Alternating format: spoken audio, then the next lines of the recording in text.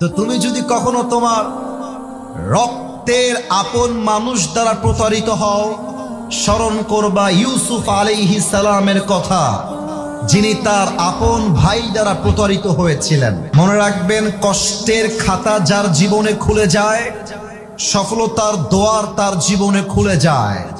যার জীবনে সে যত কষ্ট পায়, সে ততদূর সামনের দিকে এগিয়ে যায়।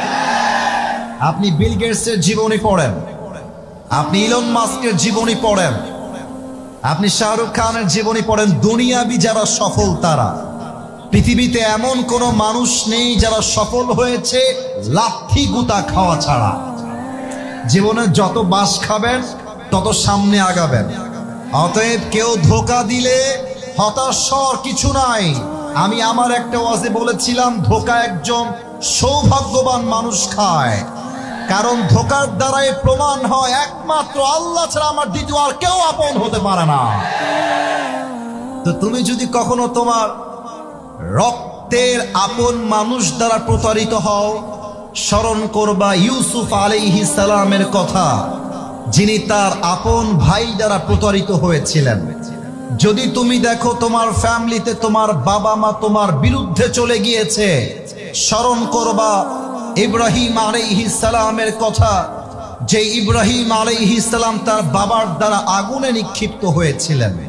তুমি যদি তোমার জীবনে প্রচন্ড বিপদে পড়ে যাও, চতুর্পাশে বিপদ আর বিপদ, দেওয়ালে পিঠ থেকে গিয়েছে, যাওয়ার কোনো জায়গা নাই, তুমি স্মরণ করবা ইউনুস আলাইহিস সালামের কথা, যাকে আল্লাহ তাআলা মাছের অন্ধকার প্রকোষ্ঠ থেকে মুক্তি দান করেছিলেন। সুবহানাল্লাহ পড়বেন না?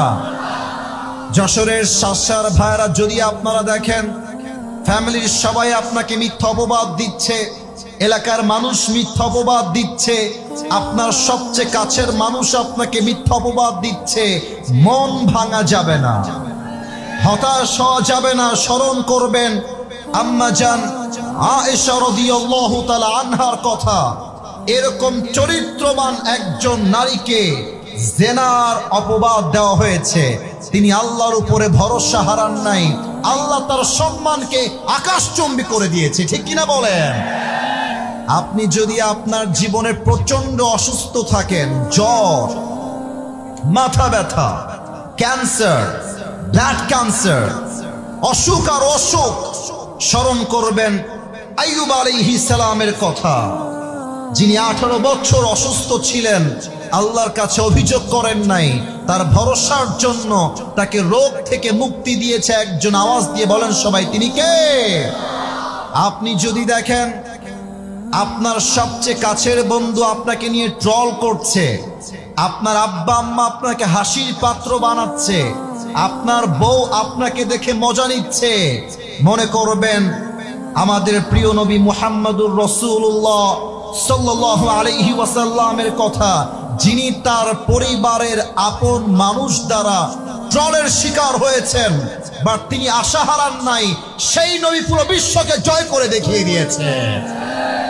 আপনি যদি দেখেন চতুর্পাশের প্রত্যেকটা মানুষ আপনাকে বিপদে ফেলবার জন্য মরিয়া হয়ে গেছে, বিপদে ফেলতে চায়, আপদে ফেলতে চায়, মনে রাখবেন সাইয়্যিদুনা ঈসা আলাইহিস সালামের কথা, যাকে তার কওমের লোকেরা ফাঁসির কাস্টে ঝুলাবার জন্য ষড়যন্ত্র করেছিল, তাকে আসমানে উঠায় নিয়ে রক্ষা করেছিল একজন, তিনি কে?